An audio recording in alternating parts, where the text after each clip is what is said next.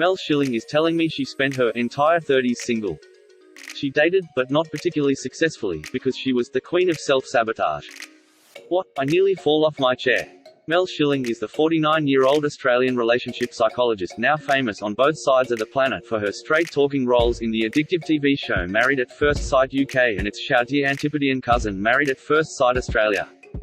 Where once it might have been a guilty pleasure, this year's sixth series of the UK version has exploded in popularity, attracting 1.8 million viewers per episode and a witty, hugely engaged post-show audience on social media.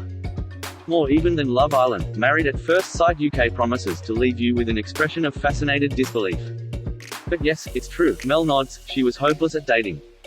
For years, I was consciously selecting people on dating sites, but choosing someone who was either emotionally unavailable or living abroad. Looking back, I didn't really want a relationship. I wasn't ready to settle down, to make room for someone in my life. I made a lot of mistakes and learned a lot of lessons I've been able to pass on. Today, she's happily married and mother to 6-year-old Maddie, but finding love was a process that only took me about 10 years of trying. Mel's ascendancy to reality TV stardom began in 2015 when she joined Season 1 of Married at First Sight Australia, also called Viewing in the UK, as part of a panel of 3 professional experts on love and marriage. Yes, it's a ridiculous concept. Couples are brought together for a blind marriage, based on psychological testing and interviews, and though it's a non-legally binding ceremony, in all other aspects the experiment mirrors the real thing with one difference: a camera follows the newlyweds for up to 11 weeks. They are filmed living together, blazing rose and all, attending dinner parties with other couples on the series and discussing their relationship with a trio of experts at regular commitment ceremonies, until they decide whether or not to stay married. And yet the show grips and moves us largely because it asks such universal questions. How hard should you try to make a relationship work? When do you quit? What does a successful match really require? Of course, the many explosive meltdowns, both between couples and within the group as a whole, are also part of the show's schadenfreude-laden attraction. The ring on the finger is just a small part of what the show is, Schilling agrees. I'd also challenge anyone to watch and not, at some stage, recognize at least a sliver of their own relationship in those of the new couples. It's what makes the coach's wise insights so compelling, no matter how old you are, or what stage your relationship is at. And it isn't just for the young, new to marriage. Older couples on the show. Last year's series featured 56-year-old David and 47-year-old Shireen, for example, are often more interesting psychological specimens. The message for everyone is that when you enter a relationship, you both bring stuff with you as adults, says Mel. Assuming you've both had partners in the past, we've all had experiences and they won't all be positive, especially with sex. We're muddling our way through, making mistakes. Most people have been hurt. It's about learning to be open, transparent and accepting that a relationship is dynamic, so doesn't stay the same. By far, the most successful couples are those able to work as a team. That extends to basic respect and good communication, again especially around sex. Don't forget to flirt. This is my number one. I know it's often talked about for dating, but it's just as important in long-term relationships. And it takes work to keep that spark alive. This might be as simple as sending a little sexy text during the day. Or even while doing the dishes, a little pat on the butt doesn't go amiss. Date nights do work. Date nights are tricky when you've got children to take care of. But remember, you're intimate partners, not flatmates. Stay out of the friend zone. I recommend scheduling dates in at the beginning of the month, even if it's just 1 or 2, and committing to them to ensure you regularly connect emotionally and physically. It's fine to schedule sex. It's easy to get very routine in your life and become a little too domestic together. But your sex life is important. If this means scheduling it, go ahead and schedule it. This will help you continue to relate to each other as a couple, not just as partners in life. The odd blazing row is oak. Don't let conflict go under the surface and bubble along for days, weeks or even months. This is what undermines good couples. Deal with issues as they come up, then move on. If things get too heated, take time out, then return and have an open, respectful discussion about what went wrong. Take accountability for your part and work together to create a plan to avoid similar issues in the future. It's important for a couple to constantly talk, she says.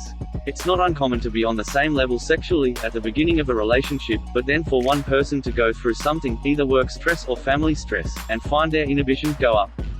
So it's important to read signs and ask, are you okay? Is it okay to touch you?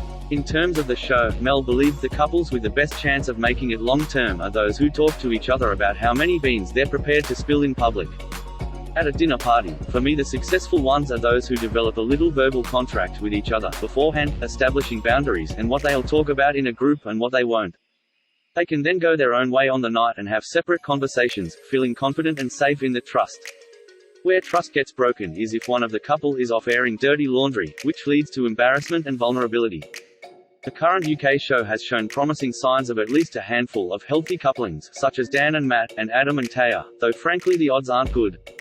Over 6 series of the UK version, and 22 couples, there's been just one successful, real, marriage, Owen and Michelle from Series 5, who now live together in Sheffield. It's a very inexact science, Mel says of the premise. There is no magic formula to this stuff. You do wonder what the majority of couples possibly get out of it beyond 5 minutes of fame. Mel says many learn valuable lessons from the mistakes they make and have gone on to have happy relationships with other people in private.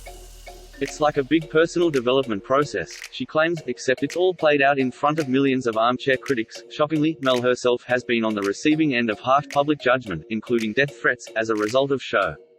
In 2019, during the Australian version, she called out a male contestant, Bronson, for using the C-word to his partner Ines. This was a couple in a dysfunctional relationship, she says now, and in footage she hadn't at that point seen, Ines was verbally abusive to Bronson, too. The Australian public, having seen how badly Ines had been treating Bronson throughout the previous week, leapt to the man's defense and turned on Mel. Everybody just piled on me, she tells me. There was this perception that I was biased, that I was blaming somebody who was the victim, which people thought was him. That I was a toxic feminist, a man-hater. I got death threats, rape threats, and 70,000 people signed a petition to remove me from the show. It was really tough and had a real impact on my professional reputation. I'd say it took a couple of years to die down, and only in the last 12 months have things started improving. The consequences were serious. Twice, for example, she was hauled before professional peers to justify her involvement in the show. Over the course of 2 years there were complaints to the Psychologist Registration Board in Australia from the general public and other psychologists questioning my ethics and integrity for doing the show. I had to have legal support and front up to a tribunal of 5 people in suits questioning me, not once but on 2 different occasions. I was cleared of all complaints, but it took months and months and I was feeling so on edge. I saw there was a conflict between being a professionally registered psychologist and being on TV. Forced to choose, she picked TV, and stepped away from her professional registration. A friend asked, which one would you miss the most? It was very easy for me. Indeed, her TV career goes from strength to strength, as she shuttles between Australia and the UK for both versions of the show. Luckily, her husband Gareth comes from Northern Ireland, so has roots here, too. They met in 2011 on the dating site eHarmony, while he was living in Australia, and married in 2018 in Bali, a non-legal ceremony, formalising it last year. Year on year, we get better at it, she says of the relationship. We do travel a lot, there is a lot of change, and we are constantly having to adapt. We often ask each other, okay, so where are we? What do you need? What do I need? Their successful courtship was built on 6 weeks of texting due to the distance between them. She was based in the Australian state of Victoria, and he was 400 miles away in South Australia. I couldn't understand his Northern Irish accent, so phone calls weren't an option, she laughs. A baby wasn't on the cards back then. Approaching 40, Mel had reconciled herself to never becoming a mother. I thought I'd accepted it and was okay with it, she says. That's what I was telling myself at least. But being in love, I had this drive to start a family. Mel became pregnant quickly, but she could barely believe it. At 3 months, she thought she was safe to celebrate with a shopping trip for one item for the baby. It was my way of acknowledging that it had finally become real. But it was during that shopping trip that she began to miscarry, and, within 24 hours, it was gone. There was lots of grief, but it only brought Gareth and me closer. We tried again for a year, then did IVF and I was so lucky, it worked first time. I had Maddie at 42. Mel hints that the family might relocate, at least for part of the year, to the UK. Meanwhile, we watch enthralled to see what will happen to Marilise and Frankie, Amy and Josh, Morag and Luke, and this season's other couples. We love them for their ordinary, flawed, tender, couple next door qualities, and yet we shouldn't forget how extraordinarily weird a situation they find themselves in. And that's the genius of the show. Married at First Sight UK concludes tonight on E4, channel4.com.